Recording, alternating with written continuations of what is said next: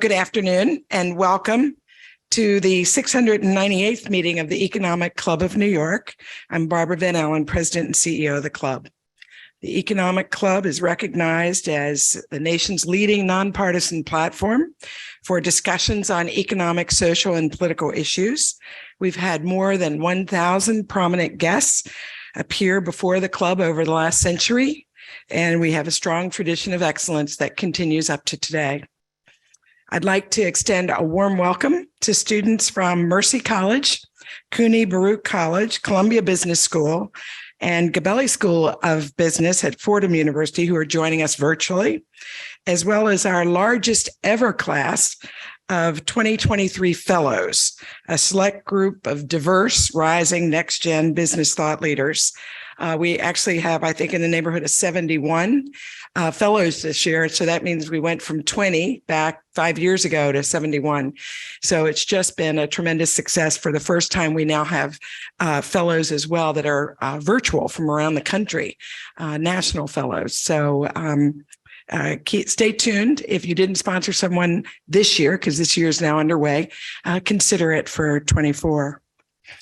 I'm really honored to welcome our special guest today, Jen Easterly. Jen is the director of the Cybersecurity and Infrastructure Security Agency. We all know it as CISA. She was nominated by President Biden and unanimously confirmed by the Senate in 2021, July. As director, she leads CISA's efforts to understand, manage, and reduce risk to the cyber and physical infrastructure Americans rely on every day. Before serving in this role, she was head of firm resilience at Morgan Stanley, responsible for ensuring preparedness and response to business disrupting operational accidents and risk to the firm. She has a long tradition of public service, to include tours at the White House, most recently as special assistant to President Obama and senior director to terrorism. She also served as the deputy for counterterrorism at the National Security Agency. A two-time recipient of the Bronze Star, she retired from the U.S. Army, more than 20 years of service in intelligence and cyber operations, including tours of duty in Haiti, the Balkans, Iraq, and Afghanistan. Responsible for standing up the Army's first cyber battalion, she was also instrumental in the design and creation of the U.S. Cyber Command. A distinguished graduate of the U.S. Military Academy at West Point, she holds a master's degree in philosophy, politics, and economics from the University of Oxford, where she studied as a Rhodes Scholar. She's a recipient of numerous honors and awards, including, and I do feel like I need to say all these, the 2022 National Defense University Admiral Grace Hopper Award, the 2021 Cybersecurity Ventures Cybersecurity Person of the Year Award, the 2020 Bradley Snyder Changing the Narrative Award, the 2018 James W. Foley Legacy Foundation American Hostage Freedom Award. She's also a member of the CFR, Council on Foreign Relations, and a French American Foundation Young Leader. She's a past recipient of the Aspen Finance Leaders Fellowship, the National Security Institute Visiting Fellowship, the New America Foundation Senior International Security Fellowship, the Council of CFR International Affairs Fellowship, and the Director of the National Security Agency Fellowship. Wow, we are so lucky to have her here today. So the format's going to be a conversation in which I'm delighted to have the honors of moderating. As a reminder, this conversation is on the record. We have quite a bit of media actually online, and we have some in the room as well. And we're going to save some time at the end for questions from the audience. So Jen, if you will, we'll proceed. 698. I feel like I should have waited two. In here for 700. I have to make sure my team gives the short bio next time. Yeah. It's like nails on the chalkboard listening to that. We want to just let everybody know that we have someone that's kind of is the owner of the space. It's great to be here. And I have to say, it's been a while since I've had so many questions submitted in advance from members for today's discussion. So I tried to use as many of those as I could. If I don't get to some of them, we'll have a little time, as I mentioned at the end, for those in the room. So before we jump into other topics, and just to get us all on the same page, I wondered if you could share your agency's definition of what a cybersecurity issue is today. And has that definition been broadened in recent years? Yeah. Well, first of all, it's great to be here. It's great to be home in New York.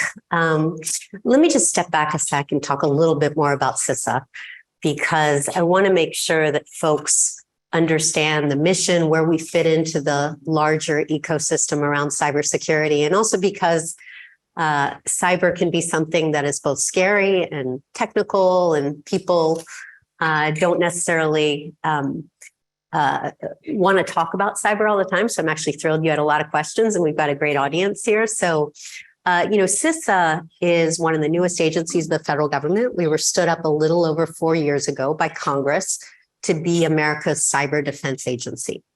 So we were stood up to lead that national effort to understand, manage, and reduce risks to the critical infrastructure Americans rely on every hour of every day. And when I say critical infrastructure, people's eyes glaze over. They're like, infrastructure, that's those people. But really, critical infrastructure is just how we get gas at the pump and food at the grocery store and money from the bank, our power, our water, our communication, our transportation. It's really the networks and the systems and the data that we rely on every day. And the federal government owns very little of it, which is why getting to speak to folks like you all is so important, because we're not a law enforcement agency. We're not a regulator.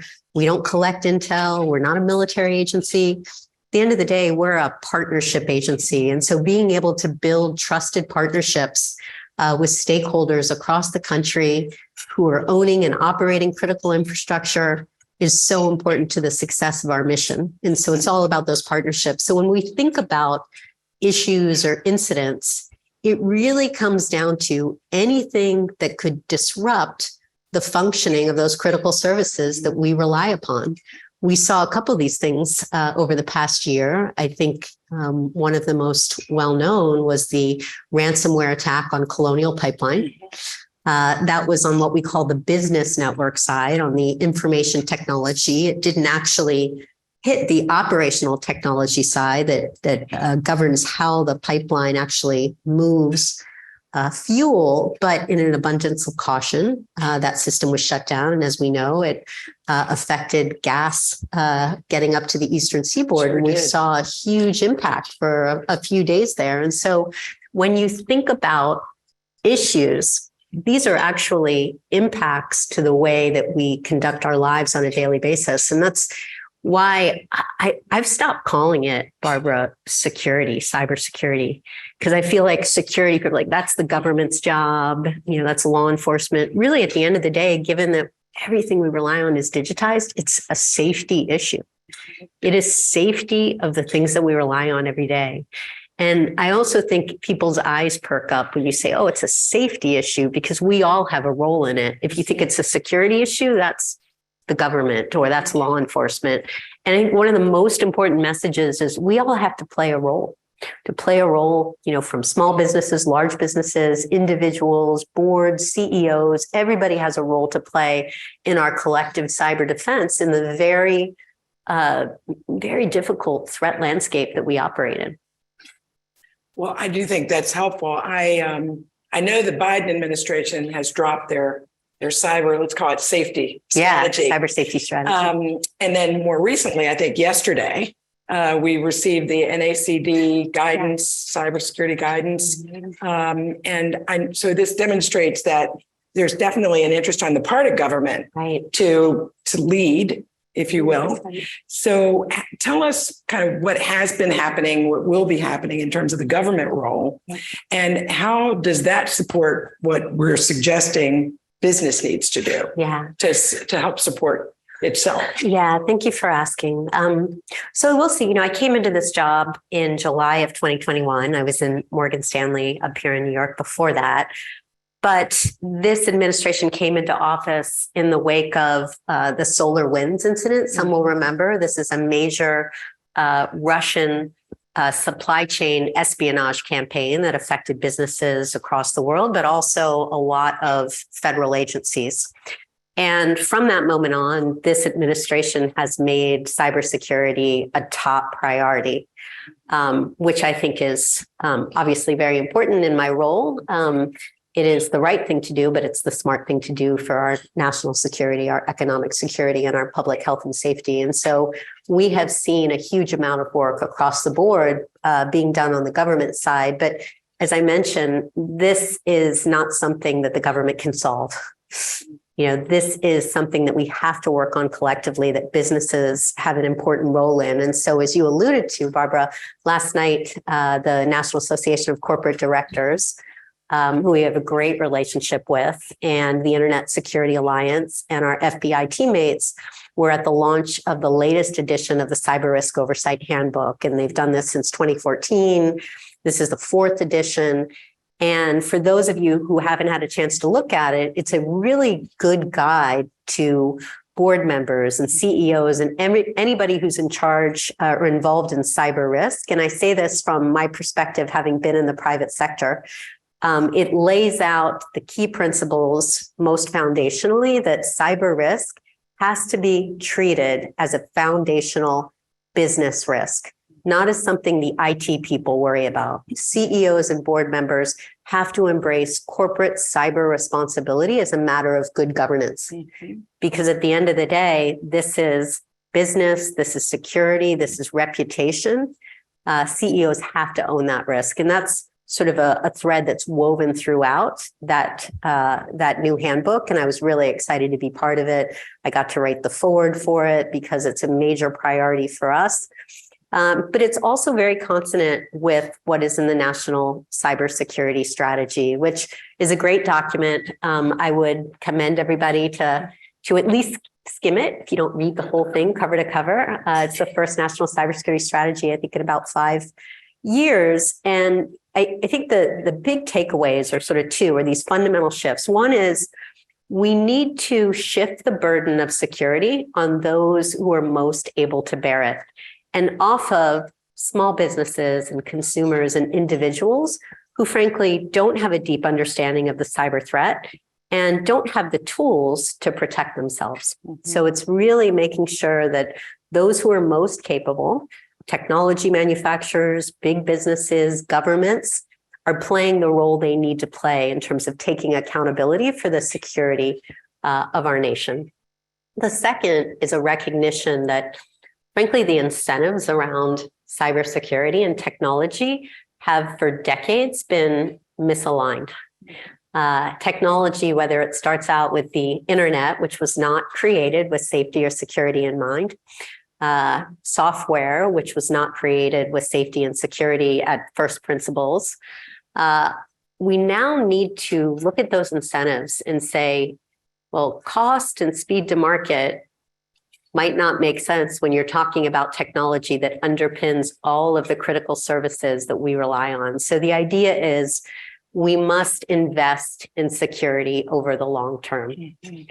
And so when you think about those incentives, it's a big shift. Frankly, this is not something that's going to happen in a turnkey way, but I think it's really important to start having those conversations because we always place the burden on a firm that gets breached. And, clearly, if that firm was not doing the things they needed to do, then they bear some responsibility. But rather than always blaming a firm that gets breached, are we asking the question, well, why was that software so full of vulnerabilities? Why did those vulnerabilities cause such a damaging breach? We have to recognize that we all play a role in this ecosystem and stop shifting the burden, but actually make sure that we are putting that burden on those who can bear it. Mm-hmm. You mentioned the NACD certification on the cyber guidance, and I have to say, I did that course and got certified, and I immediately went back to the club and told the team, we're going to create an enterprise-wide cybersecurity and risk management plan. They were like, oh my, but it's turned out to be a great thing. Yeah. There's a lot that you don't know if you don't take a systematic approach. And it's worth, I'm sure we've got a ton of board members in here. It's worth pausing because one of the things is, you can create a lot of shelfware, right? Just, I've got this book, looks good from the outside. But if you can't use it in an actionable way to drive down risk, then it's not worth doing. And so one of the things that I thought was pretty cool was they had some independent auditors. I think one was PwC, who actually looked at, does implementing the steps in this book materially drive down risk? And they found that it actually did at not substantial increased cost. So things like having a cybersecurity framework, having standards in place, making sure you fully understand how to do incident reporting, making sure you understand that what the role the government can play as a partner is just really important to be able to secure your networks and your business. And so I would commend it to anybody who has not seen that yet. Right. So I'm going to switch us over now. It's top of mind now, the tensions with the Russian war in Ukraine, the continual Chinese effort to get our intellectual property. And of course, we have North Korea, Iran, and others. And it would be, I think, wonderful to get your insights on what methods do they use, some of which may be visible or invisible to us. Right. And what are the impacts, in your view, on the American economy? And then what are we doing to try, specifically in those cases, these state actors, right, to create a ring around us? Yeah, it's a great question. So if you think about the cyber threat landscape, right, we look at the big nation states and we look at cyber criminals, some of whom are sponsored or given safe haven by nation states. Right. And so we think about Russia, China, Iran, North Korea, and then a myriad number of cyber criminals. And, frankly, all of these actors have become more well-resourced, more sophisticated, and the barriers to entry into cybercrime are getting lower and lower. So, the statistics around global cybercrime, I think last year was around 6.5 trillion. I think it's projected 8 trillion this year, 10 trillion. And, that's only what we know about, because at this point in time, there's not a mandate to actually report this in. We're working on that new authorities that we were given last year. But the threat landscape is very, very complicated. And, actors are, as I said, well-resourced. But the thing to keep in mind that is so important is that most of these intrusions that cause damage, either stealing data or disrupting or destroying data, actually, they use publicly available vulnerabilities. So it's not exotic. There are some, what we call 0 days, meaning that these are unknown vulnerabilities, but mostly it's vulnerabilities, which is just essentially a glitch in software. So they're using known vulnerabilities to be able to hack into networks. And that's because these vulnerabilities, which should be patched, don't get patched. And so we talk a lot about the basics of cyber hygiene. And I do a lot around my favorite topic, which is multi-factor authentication. Can I ask, does everybody have MFA enabled? Mostly? Okay, awesome. So we talk about updating software and patching vulnerabilities and enabling multi-factor authentication and having complex, unique passwords and a password keeper. Because at the end of the day, these threat actors are well-resourced, but they are opportunistic and they're going to go after the least protected entity. And so that's why it's so important that from the top, from the CEO and from the board, they see that leadership is making this a priority to implement good cyber hygiene. And again, it goes back to our earlier conversation. We now place a lot of the burden on businesses and individuals to do all of these things around cyber hygiene. But that's where I also think the technology providers need to be creating more safe products. So it needs to be collective responsibility to be able to protect the nation from these actors that have a lot of capabilities. So it's do the basics, it's put more burden on those who can bear it, and then look at this as a collective endeavor. I guess the last thing I'd hit on is, we've been talking about public-private partnership in cybersecurity for decades now. And I thought actually when I was in the private sector, it became a bit hackneyed, sort of the term of art, public-private partnership. And so one of the things that I really wanted to do when I came in, along with our teammates across the federal government, was really transform these partnerships into something that was a lot more collaborative, a lot more about real-time sharing of data and insights, where there was an expectation from the private sector that the government was transparent, responsive, always adding value with everything that we were doing, as opposed to a black box where we're asking for information from the private sector, but not giving anything back. Mm-hmm. And so we are fundamentally trying to approach partnerships in that we want this to be a really collaborative endeavor where the private sector is getting valuable information that helps them reduce risk to their networks. And so we are taking a much more sort of forward-leaning approach on doing everything we can to be value added. Mm-hmm. So your background then, like for Morgan Stanley, being on the other side of this, is very helpful. Absolutely. Relating to what all of us feel. So here's a question. We mentioned, we read all the time about the collection of biometric data, cell phone locations, using all that, as you said, publicly accessible data. What's on the other side of the curtain? So, China, let's say, has all that data there, more than we can imagine. Mm-hmm. What are the things, and maybe this goes to a dark place, I don't know, but where does that go? I mean, what's the plan? Is there a grand strategy? Yeah. I can't speak to China's grand strategy in terms of what's in their head, but certainly we study their documents. I spent 21 years in the U.S. Army. I was an intel officer, and the role of an intel officer is to always play the enemy. Yes. And so you want to be able to think about both what we call the most probable course of action and the most dangerous course of action. Yes. And I really... I think a lot about this. People always, I was in counterterrorism for a long time as well. And everybody always says, what keeps you up at night, right? I really worry that we get dragged into the tactical and the urgent at the expense of our long-term national security. Whereas I think China looks at things much more long-term. Mm-hmm. And so right now we're in an important conversation. I think there was a hearing on the Hill today about TikTok. Mm-hmm. And we need to be, to your point, very concerned about our data, the security of our data being used for the privacy of our data being used by clearly adversary nations for all kinds of purposes, to include nefarious purposes. So that's a really important conversation. But, there's a bigger conversation about how we allow some of these nation states to be able to get footholds in our technology. There was a big debate, as you remember, about Huawei. Mm-hmm. And, what the right thing that Americans need to be doing to ensure that we are prepared for anything that our adversaries may be doing in the next 5-10 years. We just don't take that long-term view on things. So as much as we're doing everything we can from a cyber safety perspective, this is why we think it's so important to have manufacturers creating safer products, to have senior leaders embracing cyber risk as a matter of good governance, and then getting the larger community, and that means federal government, private sector, state and local, international partners, working together, sharing information so we understand the threat environment, so collectively we can drive down risk to the nation.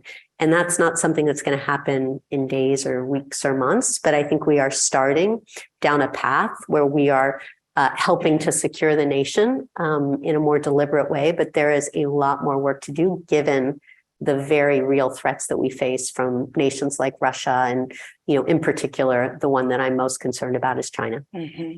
Well, I was going to actually ask that question about coordination across various levels of government. As you said, partnering with the private sector. What grade would you give us sitting here today? Across the federal government? And coordinating, I would ask this room about what grade we should get as a federal government. I will give you an anecdote, though. So I mentioned SolarWinds, right? And when the news of that broke, and essentially SolarWinds, you can just think of it as a piece of technology that sits within your infrastructure. And the concern was that there was a foothold there for our Russian adversaries, state-sponsored cyber actors, to be able to steal data. But we know that a foothold can also allow for other types of effects like disruption or destruction. And so when that news broke, there was a report that came out from one government agency that, mentioned specifically solar winds. And we at Morgan Stanley didn't have that in our infrastructure. And so said, okay, we'll check, make sure we're good. But then a separate report came out from a different government agency mentioning a different piece of technology, which we did have, but there was no relationship between those two reports. And I think the government was trying to be helpful, trying to do the right thing, trying to race to get the products out, but they did it in such an uncoordinated way that the signals coming to the private sector, because we were, of course, talking to our banking colleagues, just created more churn than it did actually help. And so one of the things that we did very early on was we sat down with all the key leaders within federal cyber. So CISA, NSA, FBI, the National Cyber Director, and our other partners that play a role in cyber, whether it's Treasury or Energy. And we said, we want to make sure if we are sending out information to the private sector, that it is coherent and that it's always value added. So now if you see any of the products that come out from CISA about threats and about mitigation, almost all of them have multiple seals on them. So we are working really hard to be coherent, to not be competitive. And it's the same way in terms of how we work out in the field. If you are comfortable calling the FBI, if you think you have a problem on your networks, great. FBI will call us and we'll come in together because we do the defense and the resilience, and they'll do the pursuit and the law enforcement and investigation. If you call us, we'll bring in the FBI. So we're trying to catalyze a much more united front across the federal government. And with respect to cyber defense in particular, we got new authorities from Congress a couple of years ago to build one platform for cyber defense. And so we call it the Joint Cyber Defense Collaborative, and it brings together the key elements of the cyber ecosystem, again, NSA, FBI, CISA, US Cybercom, to be one platform, one essentially front door for the private sector to work with, to be able to get insights about the threat environment, to plan against the most serious threats to the nation, and then to drive down risk. So we use this during the run-up to Russia's invasion of Ukraine. We actually work with the private sector. We develop a several-phase plan about what we would do if there were attacks on critical infrastructure and how we would work together to protect the nation. And so this is, I wouldn't say it's nascent. We've been doing this now for over a year, but it really is a transformation. And at the end of the day, it's rooted in one word, and that is trust. And people don't trust organizations. They don't trust institutions. They trust people, which is why having these conversations and getting out and spending time with our stakeholders in the private sector across the government at state and local is so important to our success as America's Cyber Defense Agency. So it is a terrific mission every day. I love it. But it's also one that has very, very high stakes. Right. Well, it's comforting to hear this.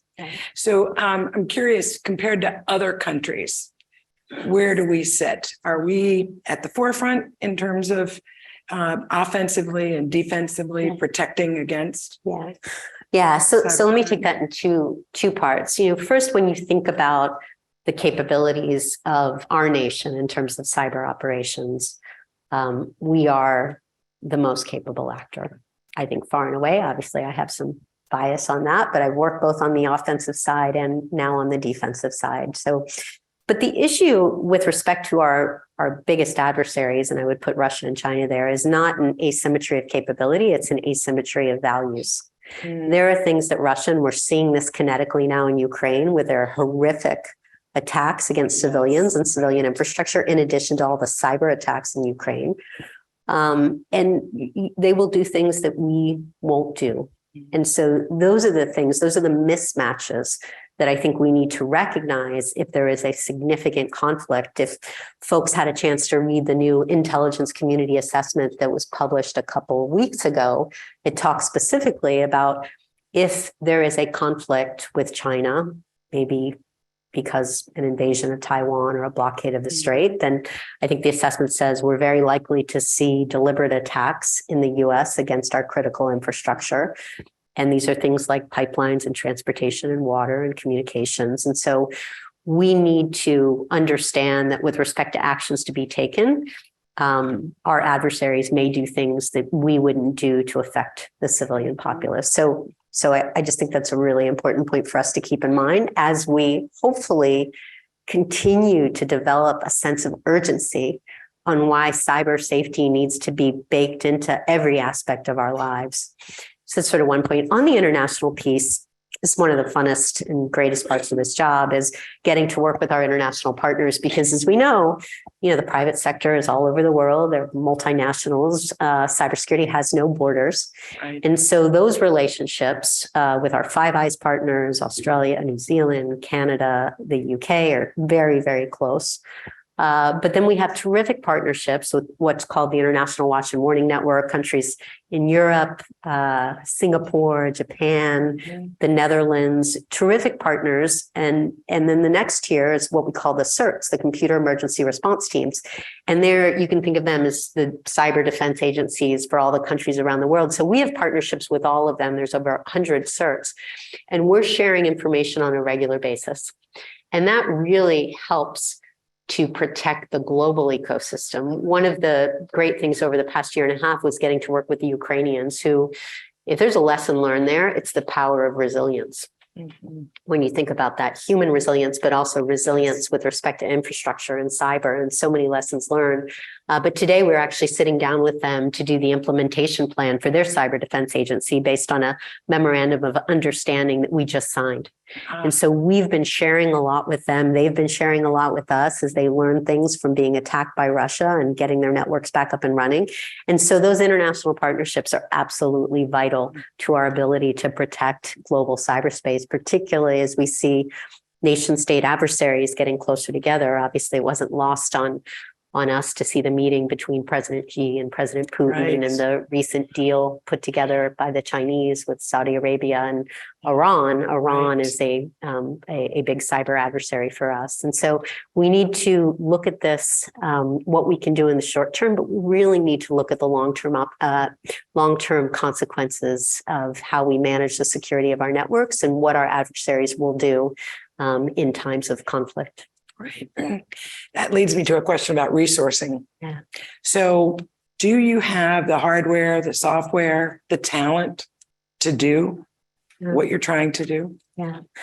So with respect to CISA, we have been building very rapidly over the past 4 years since we were established, and our budget has gone up every year. We have a budget hearing on Tuesday. So the request in the last president's budget is for $3.1 billion for CISA. And we have executed that as sort of 99.87%. So everything we've been given, more budget, more people, more authorities, more responsibilities, we are urgently executing that.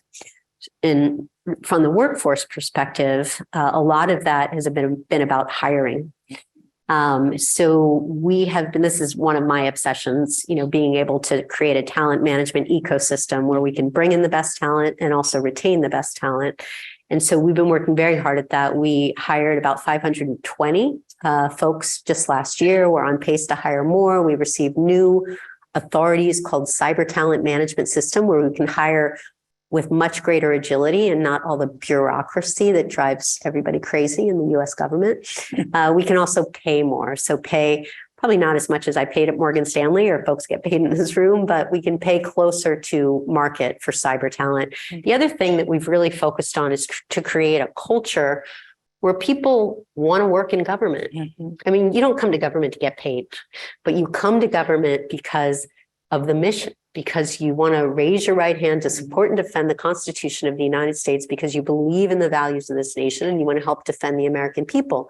But you also want to wake up in the morning and believe in what you're doing and feel like you're valued and empowered by your leadership, and you respect your teammates and you feel like you're making a difference every day. And so that's the environment we're trying to build. And we're trying to take lessons from the private sector, to include my time at Morgan Stanley. We actually made a significant number of our vacancies available for telework and remote work, because that's how we can attract great talent, because folks these days want flexibility. Our new system doesn't mandate a college degree. because you don't necessarily need a college degree to work in the most technical areas in cybersecurity. And so we're trying to take a different approach to workforce. And that's, I think, something we need to do across the country is everybody's struggling for workforce talent. So we're doing a lot on that as well, both with respect to K through 12 cyber education, working with universities, building a more diverse cyber workforce. But so that's all on the workforce side. Happy to talk a little bit more about that. But on the software, hardware, this also goes to my earlier point that the vast majority of critical infrastructure is owned and operated by the private sector. Right. So it's really about the investments that are being made by businesses, large and small businesses, as we know, don't have a ton of those resources, which is why I go back to my point about making sure that the technology and the software that businesses rely upon every day, that we rely upon, is as safe as possible, that it's built secure by design, designed to be safe, and then secure by default with safety built into it. So that's so important. The last thing I'll say is I worry a lot about small businesses because, again, median size of a small business is, I think, 11 people. Person who's doing HR is doing IT, is doing finance. And so we are really trying to help some of these small businesses and small critical infrastructure owners and operators like K through 12 schools, like hospitals, like public utilities like water have the resources they need. We call them target-rich cyber poor. So we've been working hard to actually use our field force that we've been building out over the past several years, our security advisors around the country, to provide tools and capabilities and resources to enable us to help those who may not have those resources that we've had at places like Morgan Stanley really drive down risk to their networks, because not only are some of these critical infrastructure, but some of these small and medium enterprises are actually in the supply chain of these big companies. That was one of my big concerns when I was in the private sector, was vendor risk, third-party risk being transferred to the firm. As much as we invested, we were sometimes at the mercy of vendors who may not have invested as much. And we spent a lot of time in making sure those supply chains were as absolutely secure as possible. You mentioned schools, and they seem to be a soft target. You know, just all the challenges that they've had in terms of cybercrime. Are there industries that are stronger at fending off these cyber attacks? And if so, are there things we can learn from them and apply more broadly? Yeah, you know, at the end of the day, I wouldn't want to give anyone a false impression that they're just some that are so good they're not going to get hacked, because we're really in a world where it's incredibly difficult to prevent bad things from happening. It's really about how do you build that resilience so when bad things do happen, when you have disruptions, you can recover very quickly. So, you know, of course, banking has invested billions of dollars into cybersecurity. And I think, you know, from my observation, having been in finance, I thought we were pretty good. Did that mean we were, you know, impenetrable? No, particularly if a nation state actor wants to go after you. I think that energy has been doing a lot of work on this. And one of the things that I love about working with the energy sector is when you go to meetings on cybersecurity with the energy sector, the people sitting at that table are the CEOs. They are sort of the leaders by example on corporate cyber responsibility in a way that I've not seen in many other sectors where CEOs are at the table, which I think is, again, terrific. But there are entities that just frankly don't have those resources. K through 12, some hospitals, some of the smaller ones that we've seen hit with ransomware that are forced to divert patients, that are forced to cancel surgeries. You know, K through 12 schools where kids are, you know, can't go to school. And so these are real issues affecting the American people. And it's why we are actually spending a lot of time to make sure that these cyber poor entities, you know, a hospital is going to have to make a decision between, do I upgrade my software or do I buy another surgeon? And that's a really hard decision to make. So we really want to make sure we can provide, because all our resources, our assessments are no cost. So we come in, we can help with assessments, we can provide resources to really help entities that may not understand cyber sort of have a better understanding of the main things they need to do to drive down risk. And on your question on schools, so I have a son who's a senior in high school, and very concerned about K through 12 from an IT security perspective. We actually just work with several entities, nonprofits who are very focused on the IT security of schools to create a guide. It's got a very long title, but it's something like the K-12 Cybersecurity Handbook. And it's the simple things that these entities can do to drive down risk. And so, sometimes it's 4 or 5 things that you can focus on that allow you to take the biggest vulnerabilities off the table to protect yourself, so the bad actors go to the next weak point. That's good news. Yeah. You mentioned CEOs really leading the charge. What about corporate boards? We mentioned the NACD guidance, but how would you assess the role of the board, the involvement of the board? Are they doing enough? Is it in the right committees? Yeah. You sit through audit committee meetings where we're talking about the patches that need to be made. Which from your view on the outside looking in? Yeah, I think it's, there's an interesting, Wall Street Journal published a survey that was just done in terms of how boards are now getting more plugged in matters of cybersecurity and questions around, do you need to put more experts on your board? So I think we're starting to move the needle on boards understanding what cyber risk is, how it's managed. But I frankly think there's a long way to go, which is why it was so great to help roll out the next version of the handbook. At the end of the day, finance can be really complicated, as you well know, but everybody who sits on a board has basic understanding of financials. When almost every public company is underpinned by technology, a lot of public companies like to say, I'm not a bank, I'm a technology company. I'm not I'm a technology company. Well, then technology risk needs to be managed as business risk. And everybody on a board should have some basic level about cyber safety. So when the CISO gets dragged up to brief the board and, people are like, oh, that sounds smart, makes sense. Okay, they go away, right? They can ask the right questions, right? You can have one of the things we put in the handbook, we had an appendix about, they called it something else, but I call it how to have a deep and meaningful conversation with your CISO, right? To really sit down, because board members can be intimidating and, they don't want to look like they don't know what they're talking about, but you actually need to sit down and ask these questions so that you can execute your fiduciary responsibility to ensure that that firm is protected from cyber risk as much as you can. So I think we're starting to move the needle. I think there's more work to be done. So my next one is the battle that seems to be underway by authoritarian governments challenging or being at war with the declining number of democracies and the role that these cyber crimes play in, when successful, undermining American public trust, for example, in the system, even in capitalism. So we have another election coming up in 24. It's not very far from now. Where would you assess kind of where we are on this score? Do you do a surge, by the way, in terms of election years? Because you're going to see a lot of activity. And I know 22 was a record year for cybercrime. But anyway, just where do you see that war? So if I could, Barbara, it's a great question. It's a really important one. If I can just step back and give a little bit of context on this. So election infrastructure. So I think everybody knows elections are run and administered by state and local officials. Yeah. Right. That's where elections happen.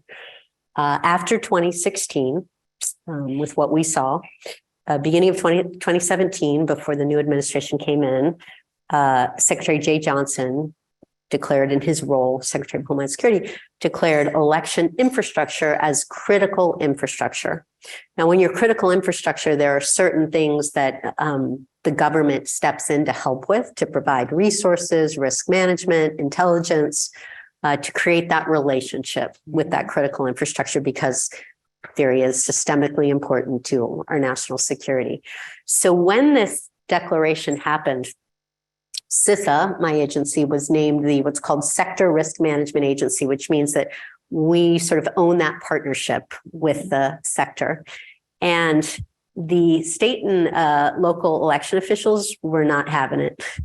They were not excited about the federal government having anything to do with their elections. And I think they actually sort of did a declaration about how they didn't want the federal government to, step in any way. And credit to my great friend and predecessor, Chris Krebs, and his team for working just tirelessly for years and then throughout the pandemic to develop trusted partnerships with secretaries of state who are chief election officials and then state election directors to build that most important word, to build trust, because federal government doesn't want to run elections. That's not our job. We just want to make sure that state and local officials have the resources, the capabilities, the intelligence they need to be able to build resilience and security into their election infrastructure so the American people have confidence in the integrity of their elections. Right. And so when I came in 2021, I sort of inherited these very good relationships that Chris had built, and we continued to work at them. Election officials, and by the way, elections are really technical. I didn't understand that either, but election officials will say there's elections happening all the time. And so it really is an ongoing effort to work with state and local election officials to make sure that they have what they need. And to be honest, and I said some of this in the run up to the midterms, the environment is much more complex than it was in 2020, when we were really just focused on making sure that officials had infrastructure that was hardened from cyber threats. So now we are concerned about cyber threats. We're concerned about physical threats. That was the thing that I worried most about with the midterms. Concerned about insider threats, concerned about foreign influence and disinformation, to your original question. And I do worry a lot about that, about our foreign adversaries being able to try and influence how Americans think about elections, what Americans know about elections. So this is one of the things that state and local officials have told us they really want help with, is helping to amplify them as trusted voices with the information that goes out to their communities on what is happening in the voting processes. And so we do that, but I do worry a lot. I also worry about the use of some of the new technologies coming on. We've seen this incredible acceleration of technology like GPT-4.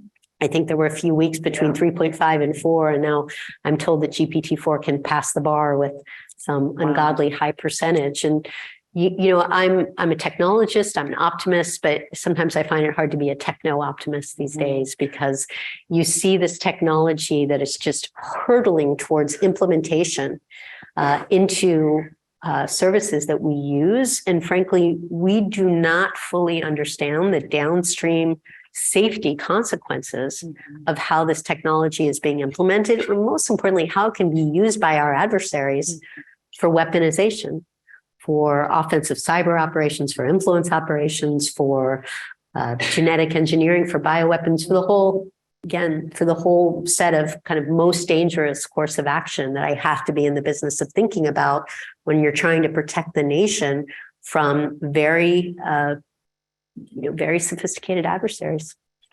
This is a good point. And immediately what comes to mind is quantum technologies, which I would assume could be a game changer.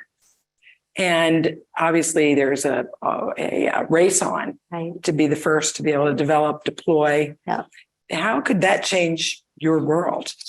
Well, so we are obviously very focused on it. There's been a lot of work. I'm sure. Yeah, Partnering partnering with the business critical infrastructure. We're partnering with Department of Commerce, the intelligence community. So a lot of work going on around this.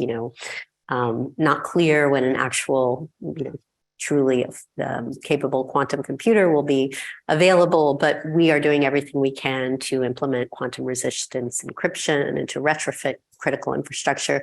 It is a big focus area from an emerging tech perspective, but I have to tell you, I am much more concerned about artificial intelligence than I am about quantum. And that's here.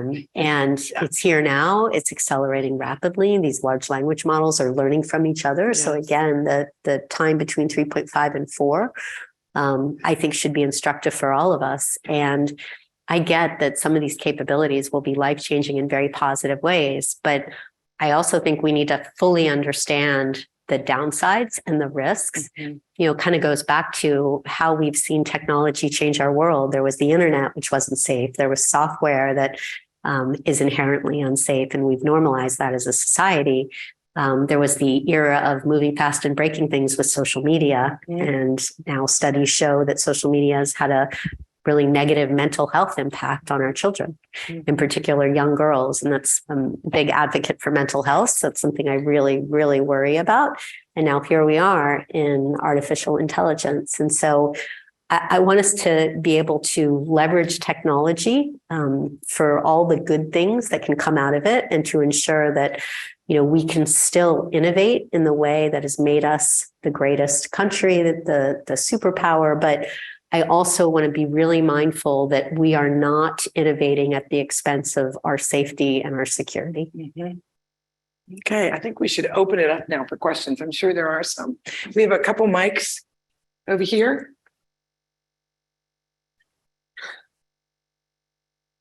Afternoon. I'm Science and Resisting. Thank you so much for everything that you've been doing. It's been helping New York. I know enormously. If you look back across the last decade, it's been very difficult to regulate technology than those that create technology, politically and otherwise.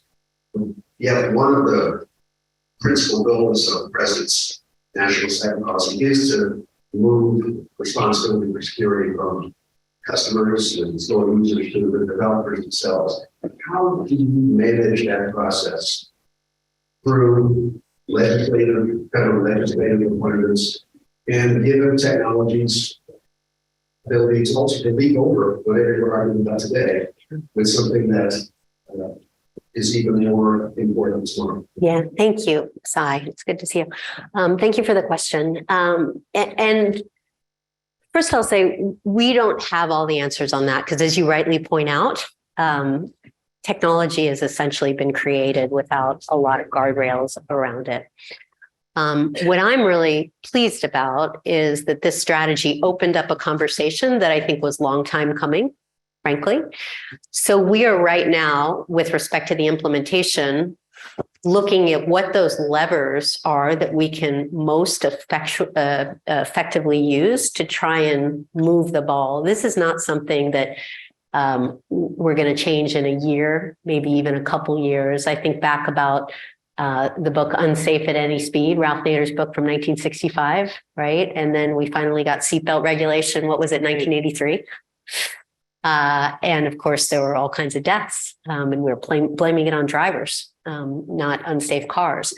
And so I think it's really important that we have this conversation. In the near term, we can do things with government purchasing power. That's one of the most effective things that we can do. And some of that was already instantiated into the president's executive order and is now going to be in the federal acquisition regulations. I think that can make a difference. I think using our voice across the government to have these conversations with the big software companies, and we're already starting to have those conversations.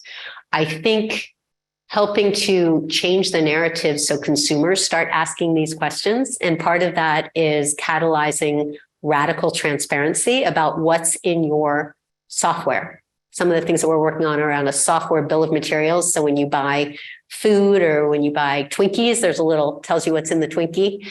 You're like, oh, I shouldn't eat that. And so what's in your software so that you know, and some of that is around the Internet of Things labeling effort that's going on. So increasing transparency, and then making sure that consumers are better educated on what they should be asking for. You know, I want to live in a world where I don't have to teach my 90-year-old mother how to enable multi-factor authentication. Yeah, right. That should be baked into technology. You know, I spend all day long, update your software, multi-factor authentication, get a password keeper, but a lot of this should be baked in. You know, we're not going to make all vulnerabilities go away, but we can drive them down if we change the incentives on all of that.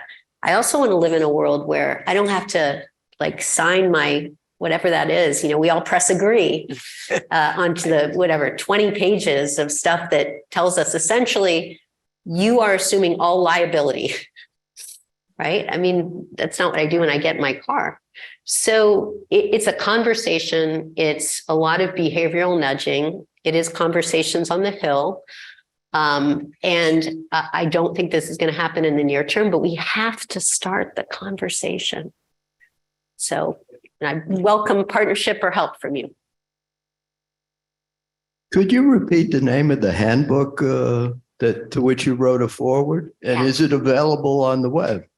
It is available, and we can make the link available. It's the National Association of Corporate Directors Cyber Oversight Handbook, and we'll send it out. It's for all directors and board members and CEOs. Thank you. Yeah, Jen, thank you for being here and thank you for your service. I have two quick questions, if I may. You mentioned that one of your core focus areas are basically attracting and retaining top talent in cybersecurity. And you said that we want to make people want to work for U.S. government, want to protect the Constitution and the American people. Now, it seems to me that around Silicon Valley companies, there is actually a counter narrative against this, as if American government is evil or racist or whatever. It's not cool to work for the U.S. government. So my question is, what are we doing specifically to counter this narrative? And are we being effective? And what else can we do? The second question is I want to go back to this sort of preemptive exercise that we or the Israelis did against Israel by basically making their centrifuges wobble by the Stuxnet operation, which was extraordinary and very effective in preempting some of their efforts. Can we do similar activities against Russia and China now that we are pretty clear about their long-term intentions? Thank you. Well, those were two very different questions. Let me take the first one first. I mean, the government is a bureaucracy, right? And I spent 27 years in the government. I was in the Army for a long time. I was in the National Security Agency as the White House twice before I went to the private sector. So I've seen it from both ways. I've had to recruit people in all sorts of government places and recruit people in the private sector. And a lot of what I learned from recruiting talent at Morgan Stanley, I am trying to bring into the government to, I'll use the word that you used, which is like make working for the government cool. You know, part of that is ensuring that we don't look like another buttoned up bureaucratic government agency. You know, part of it is making sure we have great culture, that we frankly talk about things that the government doesn't talk a lot about, or at least didn't when I was in before. But we made last year the year of mental health and well-being. You know, when I was in the private sector at Morgan Stanley, I helped to manage our response to COVID. We put a huge effort around mental health. And it's really important in government where people are, you know, working really hard, really stressed out, dealing with from cyber incidents, that we really put a lot of effort into mental health as well. You know, there's no real dress code unless they told me I had to wear a dress code to come into this club, which of course I did, Barbara. No sneakers. And so my team knows, like, I had to, you know, but every day I wear sort of, you know, sneakers and stuff, because that's, you know, it doesn't matter. We're looking for people who have the right cultural attitude and have the right aptitude. And so, you know, I don't know if the Valley gives free food and stuff anymore, massages and dry cleaning and all that. We're not going to do that. But what we do have is we have mission. You know, we are looking for people who want to raise their hand to say, I want to support and defend the Constitution of the United States against all enemies, foreign and domestic. I want to use my talents to defend the nation and the American people. But by the way, I'm not saying you need to come in and get a gold watch. You know, come into government, help defend the nation for 3 years, come in for 2 years, and then go back and work as part of a critical infrastructure, own or operate. Go to a bank, go to a water company, go to do IT in the education sector, go manage IT for a hospital. It's great. Then you understand what CISA is. We're a partner. You know how to approach us. I think that's great. It's all part of the collective cyber defense of the nation. So even if you come in to defend your nation, we're not looking you to make a whole career. You can if you want. But this, again, is about a different approach to serving the nation. And, you know, I mentioned 520 people. I do think it's working, but remains to be seen. To your other point, so I lead America's Cyber Defense Agency, so I'm a defender. There are, of course, all kinds of capabilities across the rest of the U.S. government, to include offensive capabilities that can be leveraged to deal with our most sophisticated adversaries. And, you know, those kind of things we anticipate and we're thinking about making sure that as adversaries want to hold our infrastructure at risk, we can impose costs on them. Good.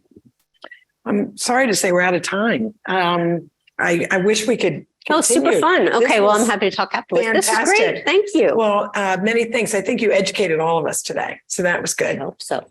I do want to just give a quick update on the agenda for the club coming forward. We have Robin Hayes, the president of JetBlue, president and CEO of JetBlue, March the 29th. April 11th, we have General David Berger, the Marine Corps Commandant.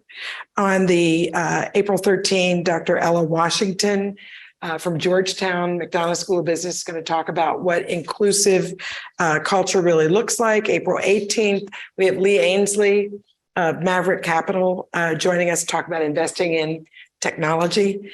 April 25th, we have the chair and CEO of Merck joining us, Robert Davis, to talk about the future of biopharmaceuticals.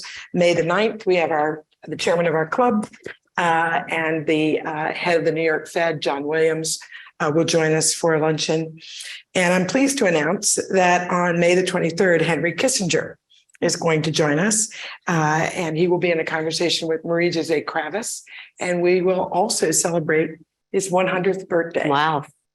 So as always, I want to thank all of you in the room associated with the Centennial Society, as your contributions make our programming possible. And for everyone that's joining us virtually, thank you for being here today. And for everyone in the room, let's have lunch.